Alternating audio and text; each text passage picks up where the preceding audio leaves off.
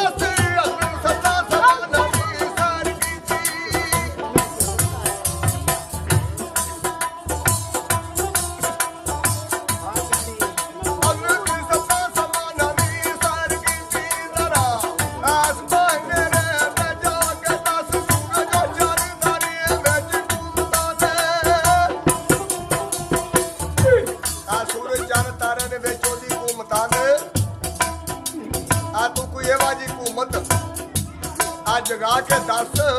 आ बिना वसीली मुहम्मद कसूर मता कोई होर भी कसूर आ बख्शा के दस। तो फिर मियां ने आख्या वे भाई गल अपने करदार दी है आ गिरफ्तार दी नहीं। तो मियां आवे ना कुड़ियां कहानियां पा तेरे इस रूप संगार नूं उत्थे किसे देखना नहीं। आ गल चोले तस्बीहां हाथी पावे आ चूड़ियां पा ओ जेड़ी इत्थे नीत नमाज ओ बा निकल खलोनी भावे थल्ले भावे मसले आ भावे थूड़ियां पा ओ पड़ के ओना बदनी है फिर जा कसूर बंदा ओ जेड़े बीच